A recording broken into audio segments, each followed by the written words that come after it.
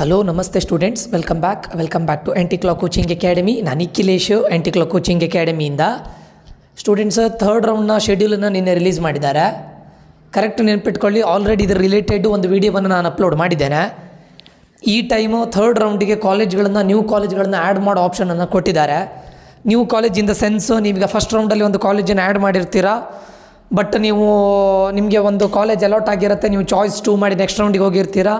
ಹೋದಾಗ ಏನಾಗುತ್ತೆ, ನಿಮ್ಗೆ ಯಾವುದು ಕಾಲೇಜ್ ಅಲಾಟ್ ಆಗಿದೆ, ಯಾವುದು ಬ್ರ್ಯಾಂಚ್ ಅಲಾಟ್ ಆಗಿದೆ ಅದರದ್ದು ಕೆಳಗಡೆದು ಡಿಲೀಟ್ ಆಗುತ್ತೆ. ಅದನ್ನು ಬಿಟ್ಟು ಉಳಿದಿರೋದು ನೆಕ್ಸ್ಟ್ ರೌಂಡಿಗೆ ಹೋಗಿರುತ್ತೆ.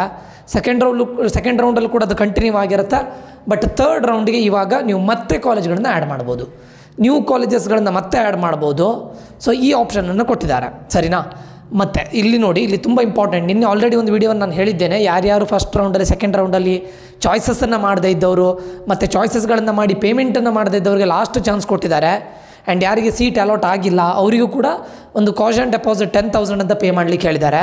And one more thing students, ನೀವೇನು ಕಾಷನ್ ಡೆಪಾಸಿಟ್ಟು ಈಗ ಚಾಯ್ಸ್ 3 ಮಾಡಿ ಥರ್ಡ್ ರೌಂಡಿಗೆ ಹೋಗ್ತಾ ಇರ್ಬೋದು, ಅಥವಾ ಯಾವುದು ಸೀಟ್ ಅಲಾಟ್ ಆಗದೆ ನಿಮಗೆ ಏನು ಹೇಳ್ತಾರೆ ಕಾಷನ್ ಡೆಪಾಸಿಟ್ 10,000 ಮಾಡಿ ನೆಕ್ಸ್ಟ್ ರೌಂಡಿಗೆ ಹೋಗಿರ್ಬೋದು. ಸರ್, ಇನ್ ಕೇಸ್ ನಮಗೆ ಕಾಲೇಜ್ ಅಲಾಟ್ ಆಗದೆ ಇದ್ರೆ ಏನು ನಾವು ಕಾಷನ್ ಡೆಪಾಸಿಟ್ ಅಂತ ಪೇ ಮಾಡಿರ್ತೇವಲ್ಲ, ಅದು ರಿಫಂಡ್ ಆಗುತ್ತಾ? 100% ಆಗುತ್ತೆ. ಸೊ ಅದರಲ್ಲಿ ಏನೂ ಪ್ರಾಬ್ಲಮ್ ಇಲ್ಲ, ಆಯಿತಾ? ಸೊ ನೀವು ಏನು ಅಮೌಂಟನ್ನು KEಗೆ ಪೇ ಮಾಡಿರ್ತೀರಾ, ಎಕ್ಸೆಸ್ ಅಮೌಂಟ್ ಆಗಿರ್ಬೋದು, ಅಥವಾ ನಿಮ್ಮದು ಈಗ ಇನ್ ಕೇಸ್ ಸೆಕೆಂಡ್ ರೌಂಡಲ್ಲಿ ಒಂದು ಕಾಲೇಜ್ ಆಗಿದೆ, ಅದರದ್ದು ಫೀಸ್ ಏನು 1,20,000 30,000 ಪೇ ಮಾಡಿರ್ತೀರಾ, ಥರ್ಡ್ ರೌಂಡಿಗೆ ಹೋಗ್ತೀರಾ, ಅಲ್ಲಿ ನಿಮಗೆ ಇನ್ ಕೇಸ್ SNQ ಕೋಟ ಆದರೆ ನಿಮ್ಮದು ಏನು ಎಕ್ಸೆಸಿವ್ ಅಮೌಂಟ್ ಪೇ ಮಾಡಿದ್ದೀರಾ ಅದನ್ನು 100% ನಿಮ್ಮ ಅಕೌಂಟಿಗೆ ಪೇ ಮಾಡೇ ಮಾಡ್ತಾರೆ. ಅದರ ಬಗ್ಗೆ ವರಿ ಮಾಡ್ಕೋಬೇಡಿ. ಏನೊಂದು ಸ್ವಲ್ಪ ಟೈಮ್ ತೊಗೊಳ್ತಾರೆ. ಲಾಸ್ಟ್ ಟೈಮ್ ಅರೌಂಡು 1 ಮಂತ್ ತೊಗೊಂಡಿದ್ದಾರೆ. ಸೊ ಅರೌಂಡ್ 1 ಮಂತ್ ಟೈಮ್ ತೊಗೊಳ್ತಾರೆ, ಬಟ್ ರಿಫಂಡ್ ಅಂತೂ 100% ಆಗೇ ಆಗುತ್ತೆ. ಸೊ ನೀವು ಏನೇ ಎಕ್ಸೆಸಿವ್ ಅಮೌಂಟ್ ಕೊಟ್ಟಿರ್ಬೋದು, ಅಥವಾ ನೀವೇನೇ ಕಾಷನ್ ಡೆಪಾಸಿಟನ್ನು ಮಾಡಿರ್ಬೋದು, ಅದೆಲ್ಲದೂ ಕೂಡ ಇನ್ ಕೇಸ್ ನಿಮಗೆ ಸೀಟ್ ಆಗದೇ ಇದ್ದರೆ ನಿಮಗೆ ರಿಫಂಡ್ ಇದೆ, ಸರಿನಾ?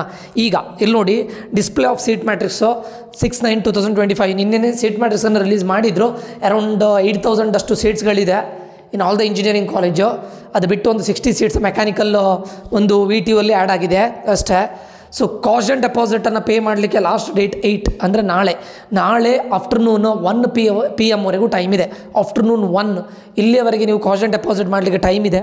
So don't wait till last date. ನಾಳೆವರೆಗೂ ವೆಯ್ಟ್ ಮಾಡಬೇಡಿ, ಟಿಲ್ ದ ಎಂಡ್ವರೆಗೂ ವೆಯ್ಟ್ ಮಾಡಬೇಡಿ. ಆದಷ್ಟು ಬೇಗ ಇವತ್ತೇ ಮಾಡಿದರೆ ಒಳ್ಳೆಯದು, ಆಯಿತಾ?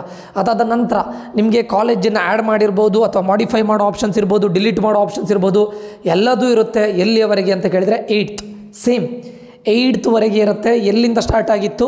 ನಿನ್ನೆಯಿಂದ ಸ್ಟಾರ್ಟ್ ಆಗಿತ್ತು. ನಾಳೆ ಅಗೇನ್ 2 o'clock, ಅಂದರೆ ಪೇಮೆಂಟ್ ಮಾಡಲಿಕ್ಕೂ ನಾಳೆ 2 o'clock last time for caution deposit. Plus ನೀವು ಆ್ಯಡ್ ಮಾಡಬೇಕಂತಿದ್ರೆ, ರಿಮೂವ್ ಮಾಡಬೇಕಂತಿದ್ರೆ, ಮಾಡಿಫೈ ಮಾಡಬೇಕಂತಿದ್ರೆ, ಏನೇ whatever you want to do, so any editing ಮಾಡಬೇಕು ಅಂತಿದ್ರೆ ನಾಳೆ 2 PM ವರೆಗೆ ಟೈಮ್ ಇದೆ. ಬಟ್ ನಾಳೆವರೆಗೂ ವೆಯ್ಟ್ ಮಾಡಬೇಡಿ. ಯಾರ್ಯಾರು ಹೊಸ ಕಾಲೇಜನ್ನು ಆ್ಯಡ್ ಮಾಡಬೇಕು ಅಂತಿದ್ದರೆ, ಅಥವಾ ಏನಾದರೂ ಅರೇಂಜ್ ಮಾಡಬೇಕು ಅಂತಿದ್ರೆ, ಮಾಡಿಫೈ ಮಾಡಬೇಕು ಅಂತಿದ್ರೆ, ಅಥವಾ ಚಾಯ್ಸಸ್ಗಳನ್ನು ಮಾಡಿ ಕಾಷನ್ ಡೆಪಾಸಿಟ್ ಪೇ ಮಾಡದೇ ಇದ್ದರೆ ಅದನ್ನು ಇವತ್ತೇ ಮಾಡಲಿಕ್ಕೆ ಟ್ರೈ ಮಾಡಿ, ಆಯಿತಾ? So very important, candidates are advised to add, modify, reorder, retain the options that they want to join which the seats shown in the seat matrix or not.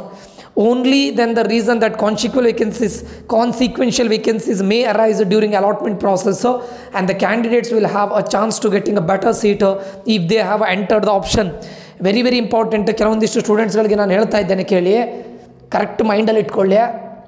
ಏನಾಗುತ್ತೆ ಅಂತ ಕೇಳಿದರೆ, ಸೀಟ್ ಮ್ಯಾಟ್ರಿಕ್ಸನ್ನು ನೋಡ್ತೀರಾ, ಸರ್ 8,000 ಸೀಟ್ಸ್ ಇದೆ, ನಾನು already ಇದ್ರ ಬಗ್ಗೆ ಹೇಳಿದ್ದೇನೆ.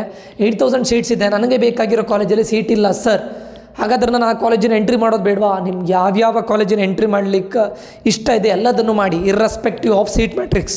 Seat ಮ್ಯಾಟ್ರಿಕ್ಸಲ್ಲಿ ಆ ಕಾಲೇಜಲ್ಲಿ ಸೀಟ್ ಇದೆಯಾ, ನಿಮ್ಮ ಕ್ಯಾಟಗರಿಯಲ್ಲಿ ಸೀಟ್ ಇದೆಯಾ ಇಲ್ವಾ, ಇಟ್ ಡಸಂಟ್ ಮ್ಯಾಟರ್ಸ್. ನಿಮ್ಗೆ ಯಾವ ಕಾಲೇಜನ್ನು ಆ್ಯಡ್ ಮಾಡಬೇಕು ಅನ್ನತ್ತೆ ಮಾಡ್ಕೊಳ್ಳಿ. ಯಾಕೆ ಕೇಳಿದರೆ, ಇಲ್ಲಿ ಕಾನ್ಸಿಕ್ವೆನ್ಷಿಯಲ್ ವೇಕೆನ್ಸೀಸ್ ಅಂತ ಬರುತ್ತೆ. ಅಂದರೆ ಆನ್ ಸ್ಪಾಟ್ ಯಾರು ಹೋಲ್ಡ್ ಆ್ಯಂಡ್ ಅಪ್ಗ್ರೇಡ್ ಮಾಡಿರ್ತಾರೆ ನೋಡಿ ಸ್ಟೂಡೆಂಟ್ಸು, ಅವ್ರದ್ದೆಲ್ಲ ಸೀಟ್ಗಳನ್ನು ಏನು ಮಾಡಿರ್ತಾರೆ ಅದು ಹೋಲ್ಡಲ್ಲಿರುತ್ತೆ. ಅದು ಯಾವುದು ಸೀಟ್ ಮ್ಯಾಟ್ರಿಕ್ಸಲ್ಲಿ ತೋರಿಸಿರೋದಿಲ್ಲ. ಇನ್ ಕೇಸ್ ಈಗ ಮೆಡಿಕಲ್, ಈಗ ಕರ್ನಾಟಕ ಸ್ಟೇಟಿಂದ ಮೆಡಿಕಲ್ ಸೀಟ್ಸ್ ಅಂದರೆ ಅರೌಂಡ್ 8 ಕಾಲೇಜಸಲ್ಲಿ ಸೀಟ್ಸ್ಗಳು ಇನ್ಕ್ರೀಸ್ ಆಗಿದೆ. ಇದರಿಂದ ಲಾಸ್ಟ್ ರೌಂಡಲ್ಲಿ, ಸೆಕೆಂಡ್ ರೌಂಡಲ್ಲಿ ಇನ್ ಕೇಸ್ ಇಂಜಿನಿಯರಿಂಗ್ ಆಗಿದ್ದರೆ ಆ ಸ್ಟೂಡೆಂಟ್ನ ಆಪ್ಷನ್ ಎಂಟ್ರಿ ಲಿಸ್ಟಲ್ಲಿ ಮೆಡಿಕಲ್ ಇದ್ದಿದ್ದರೆ, ಇನ್ ಕೇಸ್ ನೆಕ್ಸ್ಟ್ ಅವನಿಗೆ ಆ ಸ್ಟೂಡೆಂಟಿಗೆ ಮೆಡಿಕಲ್ ಕಾಲೇಜ್ ಆದರೆ ಆವಾಗ ಇಂಜಿನಿಯರಿಂಗ್ ಸೀಟ್ ವೇಕೆಂಟ್ ಆಗುತ್ತೆ. ಅದನ್ನು ಕಾನ್ಸಿಕ್ವೆನ್ಷಿಯಲ್ ವೇಕೆನ್ಸಿ ಅಂತ ಕರೀತಾರೆ. ಆ ಸೀಟನ್ನು, ಇಂಜಿನಿಯರಿಂಗ್ ಸೀಟ್ ವೇಕೆಂಟ್ ಆಗಿದ್ದನ್ನು ನೆಕ್ಸ್ಟ್ ರ್ಯಾಂಕ್ ಇರುವ ಸ್ಟೂಡೆಂಟಿಗೆ ಕೊಡ್ತಾರೆ. ಸೊ ಅದಕ್ಕೋಸ್ಕರ ಕಾನ್ಸಿಕ್ವೆನ್ಷಿಯಲ್ ವೇಕೆನ್ಸಿ ಬರೋ ಚಾನ್ಸಸ್ ಇದೆ.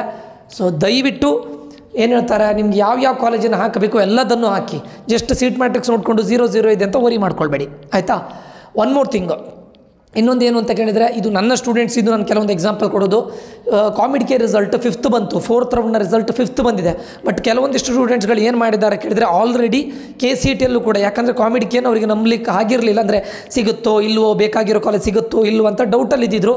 ಅದಕ್ಕೆ KCETಯಲ್ಲಿ ಏನು ಮಾಡಿದ್ರು, ಅವರು ಚಾಯ್ಸ್ 2 ಕೊಟ್ಟು ನೆಕ್ಸ್ಟ್ ರೌಂಡಿಗೆ ಹೋಗಿದ್ದಾರೆ ಹೆಚ್ಚಿನ ಸ್ಟೂಡೆಂಟ್ಸ್, ಆಯಿತಾ. ಚಾಯ್ಸ್ 2 ಕೊಟ್ಟು ನೆಕ್ಸ್ಟ್ ರೌಂಡಿಗೆ ಹೋದಂಥ ನನ್ನ ಇದರಲ್ಲಿ ಕೌನ್ಸಿಲಿಂಗಲ್ಲೇ ಇರೋ ಸ್ಟೂಡೆಂಟ್ಸ್ಗಳಲ್ಲಿ ಕೆಲವೊಂದಿಷ್ಟು ಸ್ಟೂಡೆಂಟ್ಸ್ಗಳು ಇವತ್ತು ಅಥವಾ ನಾಳೆ ಹೋಗಿ, ಇವತ್ತು ಹೋಗ್ಲಿಕ್ಕೆ ಆಗೋದಿಲ್ಲ ಸಂಡೇ, ನಾಳೆ ಹೋಗಿ ಅದನ್ನು ಕ್ಯಾನ್ಸಲ್ ಮಾಡ್ತಾ ಇದ್ದಾರೆ ಸೀಟನ್ನು. ಆ ಸೀಟ್ಗಳು ಇನ್ನೂ ಯಾವುದು ನಮ್ಮ ಇದರಲ್ಲಿಲ್ಲ, ಯಾವುದು ಸೀಟ್ ಮ್ಯಾಟ್ರಿಕ್ಸಲ್ಲಿಲ್ಲ, ಇದು ಕೂಡ ಆ್ಯಡ್ ಆಗುತ್ತೆ. ಬಟ್ ಕಾಮಿಡಿಕೆದು ನಮ್ಗೆ ಗೊತ್ತಿಲ್ಲ ಸ್ಟೂಡೆಂಟ್ಸ್, ಕಾಮಿಡಿಕೆಯಲ್ಲಿ ರಿಮೈನಿಂಗ್ ಸೀಟನ್ನು KCET ಕೊಡಲಿಲ್ಲ ಅಂತ ಅಂದ್ಕೊಳ್ತೇನೆ. ಕೊಟ್ಟಿದ್ದರೆ ಅದನ್ನು ಕೂಡ ಸೀಟ್ ಮ್ಯಾಟ್ರಿಕ್ಸಲ್ಲಿ ಆ್ಯಡ್ ಮಾಡ್ತಿದ್ರು, ಬಟ್ ಯಾವುದು ಕೂಡ ಆ್ಯಡೆಡ್ ಇಲ್ಲ. ಬಟ್ ಯಾರ್ಯಾರಿಗೆ ಕಾಮಿಡಿಕೆ 4th ರೌಂಡಲ್ಲಿ ಒಳ್ಳೆ ಕಾಲೇಜ್ ಸಿಕ್ಕಿದೆ ಅವರೆಲ್ಲ KCETಯಲ್ಲಿ ಚಾಯ್ಸ್ 2 ತಗೊಂಡು 3rd ರೌಂಡಿಗೆ ಹೋಗಿದ್ದಾರೆ. ಅವರಿಗೆ ನಾಳೆ ಲಾಸ್ಟ್ ಡೇಟ್ ಇದೆ. ಇದೇ ಕೆಳಗಡೆ ಇದೆ ನೋಡಿ, candidates who wish to surrender KEA seat cancelled in selected in first round or in the second round can cancel their seat before 1 PM or 8/9/2025, 8/9/2025, ನಾಳೆ 1 ಗಂಟೆ ಒಳಗೆ ಅವ್ರು ಕ್ಯಾನ್ಸಲ್ ಮಾಡ್ತಾರೆ, ಮಾಡಲೇಬೇಕು. ಮಾಡಿದರೆ ಅವ್ರದ್ದು ಆ ಸೀಟು ಕೂಡ ಸೀಟ್ ಮ್ಯಾಟ್ರಿಕ್ಸಿಗೆ ಹೋಗುತ್ತೆ. ಓಕೆ, ಅದು ಇವಾಗ ಸದ್ಯದ ಸೀಟ್ ಮ್ಯಾಟ್ರಿಕ್ಸಲ್ಲಿ ಇಲ್ಲ. ತುಂಬ ಜನ ಕ್ಯಾನ್ಸಲ್ ಮಾಡುವವರು ಇದ್ದಾರೆ. ಯಾಕಂತ ಕೇಳಿದರೆ ಕಾಮಿಡಿಕೆಯಲ್ಲಿ ತುಂಬ ಸೀಟ್ಸ್ಗಳು ಒಳ್ಳೊಳ್ಳೆ ಕಾಲೇಜೇ ಸಿಕ್ಕಿದೆ, ತುಂಬ ಸ್ಟೂಡೆಂಟ್ಸ್ಗಳಿಗೆ ಒಳ್ಳೊಳ್ಳೆ ಕಾಲೇಜ್ ಸಿಕ್ಕಿದೆ. ಅದಕ್ಕೆ KCETಯನ್ನು ಡ್ರಾಪ್ ಮಾಡೋ ಚಾನ್ಸಸ್ ಇದೆ. ಅದನ್ನು ಡ್ರಾಪ್ ಮಾಡಿದರೆ ಅದು ಕೂಡ ಆ್ಯಡ್ ಆಗುತ್ತೆ, ಸರಿನಾ. ಸೊ ಯಾರ್ಯಾರು ಕಾಮಿಡಿಕೆಯಲ್ಲಿ ಸೀಟ್ ಸಿಕ್ಕಿ ನನಗೆ KCETಯಿಂದ ಎಕ್ಸಿಟ್ ಆಗಬೇಕು ಸರ್ ಏನು ಮಾಡೋದು ಅಂತ ಕೇಳ್ತಾ ಇದ್ದಿದ್ರಿ, ಅವರಿಗೆಲ್ಲ ಇದೊಂದು ದಯವಿಟ್ಟು ನಾಳೆ 1 PM ಒಳಗಡೆ ಎಲ್ಲಿಗೆ ಹೋಗಬೇಕು, they can first round or second round cancel their ಸೀಟನ್ನು ಕ್ಯಾನ್ಸಲ್ ಮಾಡ್ಬೋದು. ಅದರಲ್ಲಿ 5,000 ರೂಪಾಯಿಗಳನ್ನು ಅವರು ಡಿಡಕ್ಟ್ ಮಾಡ್ಕೊಳ್ತಾರೆ. ಡಿಡಕ್ಟ್ ಮಾಡಿಕೊಂಡು ಉಳಿದಿದ್ದನ್ನು ವಾಪಸ್ ಕೊಡ್ತಾರೆ. ಅರ್ಥ ಆಯ್ತಾ. ಸೊ ಸೀಟು ಹಂಚಿಕೆ ಮುಂದಿನ ಪ್ರಕ್ರಿಯೆ ವೇಳಾಪಟ್ಟಿನ ಸದ್ಯದಲ್ಲಿ ಪ್ರಕಟಿಸಲಾಗುವುದು. ಅಂದರೆ ರಿಸಲ್ಟ್ ಯಾವತ್ತು ಅದನ್ನು ಸದ್ಯದಲ್ಲೇ ಪ್ರಕಟಿಸಲಾಗ್ತದೆ. ಯಾಕೆ ರಿಸಲ್ಟನ್ನು ಡೇಟನ್ನು ಅನೌನ್ಸ್ ಮಾಡಲಿಲ್ಲ ಕೇಳಿದರೆ, ನೋಡೋಣ MCC ಅವರು ಮಾಡಿದರೆ ಇನ್ನೂ ಅಡ್ವಾಂಟೇಜ್ ಆಗುತ್ತಲ್ಲ. MCC ಅವರು ಆನ್ ಟೈಮ್ 12th ಮಾಡಿದರೆ 12th ರೀರನ್ ಮಾಡಿ ಮತ್ತೆ ಆ್ಯಕ್ಚುಯಲ್ ರಿಸಲ್ಟ್ ಕೊಟ್ಟರೆ ಇನ್ನೂ ಒಳ್ಳೆಯದಾಗುತ್ತೆ. ಅದಕ್ಕೋಸ್ಕರ ವೆಯ್ಟ್ ಮಾಡ್ತಾ ಇದ್ದಾರೆ. ಕೆಲವೊಂದು ವಿಷಯದಲ್ಲಿ ಪ್ರಸನ್ನ ಕುಮಾರ್ ಸರ್ ಅವರು ಒಳ್ಳೊಳ್ಳೆ ಡಿಸಿಷನ್ನ ತಗೊಳ್ತಾ ಇದ್ದಾರೆ ಸ್ಟೂಡೆಂಟ್ ಫ್ರೆಂಡ್ಲಿ ಆಗಿ. ಕೆಲವೊಂದು ವಿಷಯದಲ್ಲಿ ಅದು ಏನು ಮಾಡಲಿಕ್ಕಿಲ್ಲ, ಕೆಲವೊಂದು ಟೈಮ್ ಪ್ರಾಬ್ಲಮ್ ಆಗುತ್ತೆ. ಸೊ ಬಟ್ ರಿಸಲ್ಟ್ ಡೇಟನ್ನು ಯಾಕೆ ಹೇಳಲಿಲ್ಲ ಕೇಳಿದರೆ, ಮೇ ಬಿ ನನ್ನ ಪ್ರಕಾರ MCCದು 12th ಆಗುತ್ತಾ ನೋಡ್ತಾರೆ ಅಂತ ಅಂದ್ಕೊಳ್ತೇನೆ. ಇನ್ ಕೇಸ್ ಆಗುತ್ತೆ ಅಂತ ಹೇಳೋ ಕನ್ಫರ್ಮ್ ಆದರೆ ಅವರು ಮೇ ಬಿ ವೆಯ್ಟ್ ಮಾಡ್ಬೋದು. ಯಾಕಂದರೆ MCCದು ಕೂಡ ಸ್ಟೂಡೆಂಟ್ಸ್ಗಳು ಆಚೆ ಕಡೆ ಹೋದರೆ ಇಲ್ಲಿ ತುಂಬ ಸೀಟ್ಸ್ಗಳು ವೇಕೆಂಟ್ ಆಗುತ್ತೆ, ಮತ್ತೆ ಕೂಡ ಸ್ಟೂಡೆಂಟ್ಸ್ಗಳಿಗೆ ಒಳ್ಳೆ ಕಾಲೇಜ್ಗಳು ಸಿಗೋ ಚಾನ್ಸಸ್ ವೆರಿ ಹೈ ಇದೆ. ಇದು ಆ್ಯಕ್ಚುಲಿ ಸ್ಟೂಡೆಂಟ್ ಫ್ರೆಂಡ್ಲಿ. MCCಗೆ ವೆಯ್ಟ್ ಮಾಡೋದು ಆ್ಯಕ್ಚುಲಿ ಸ್ಟೂಡೆಂಟ್ ಫ್ರೆಂಡ್ಲಿ, ಎರಡನ್ನೂ ಕೂಡ ಜೊತೆಗೆ ಮಾಡೋದು, ಟುಗೆದರ್ ಮಾಡೋದು ಆ್ಯಕ್ಚುಲಿ ಒಳ್ಳೆಯದು. ಬಟ್ ಇನ್ಫೈನೈಟ್ ಆಗಿ ವೆಯ್ಟ್ ಮಾಡಲಿಕ್ಕೆ ಆಗೋದಿಲ್ಲ. ಕೆಲವೊಂದು ಕಾಲೇಜುಗಳು ಸ್ಟಾರ್ಟ್ ಆಗಿರ್ಲಿಕ್ಕೆ ಹೋಗಿ ಇದು ಸ್ವಲ್ಪ ಡ್ರಾಬ್ಯಾಕ್ ಆಗ್ತಾ ಇದೆ ಅಷ್ಟೇ. ನೋಡೋಣ ಏನೇನಾಗುತ್ತೆ ಅಂತ. ರಿಸಲ್ಟ್ನ ಡೇಟ್ ಇನ್ನೂ ಅನೌನ್ಸ್ ಮಾಡಲಿಲ್ಲ, ಮಾಡ್ಬೋದು. ಮೇ ಬಿ ನನ್ನ ಅನಿಸಿಕೆ ಪ್ರಕಾರ MCCಗೋಸ್ಕರ ವೆಯ್ಟ್ ಮಾಡ್ತಾ ಇದ್ದಾರೆ. MCC ಇನ್ ಕೇಸ್ 12th ಬಿಡೋದಾದರೆ ಈ KCET ರಿಸಲ್ಟನ್ನು 12th ಅಥವಾ 13th ಆಗಿ ಬಿಡ್ಬೋದು ಅಂದ್ಕೊಳ್ತಾರೆ. ಇನ್ ಕೇಸು MCCದು 12th ಆಗೋದಿಲ್ಲ ಅಂತ ಕನ್ಫರ್ಮ್ ಆದರೆ ಅವರು ಬೇಗ KCET ರಿಸಲ್ಟನ್ನು ಬಿಡ್ತಾರೆ. ಸರಿಯಾ. ಯಾರ್ಯಾರು ಆಪ್ಷನ್ ಎಂಟ್ರಿ ಮಾಡಬೇಕು ಅಂತಿದ್ದೀರಾ, ಚೇಂಜಸ್ಗಳನ್ನು ಮಾಡಬೇಕು ಅಂತಿದ್ದೀರಾ, ದಯವಿಟ್ಟು ಆದಷ್ಟು ಬೇಗ ಲಾಗಿನ್ ಆಗಿ ಚೇಂಜಸ್ಗಳನ್ನು ಮಾಡಿ. ಓಕೆ, ಸೊ ಯಾರು ವರಿ ಮಾಡ್ಕೊಳ್ಬೇಡಿ, ನಾಳೆವರೆಗೂ ವೆಯ್ಟ್ ಮಾಡಬೇಡಿ, ಇವತ್ತೇ ಮಾಡಿ. 3rd ರೌಂಡಲ್ಲೂ ಕೂಡ ಚೇಂಜಸ್ ಆಗೋ ಚಾನ್ಸಸ್ ವೆರಿ ಹೈ ಇದೆ, because of medical seat increase ಆಗಿರೋದು.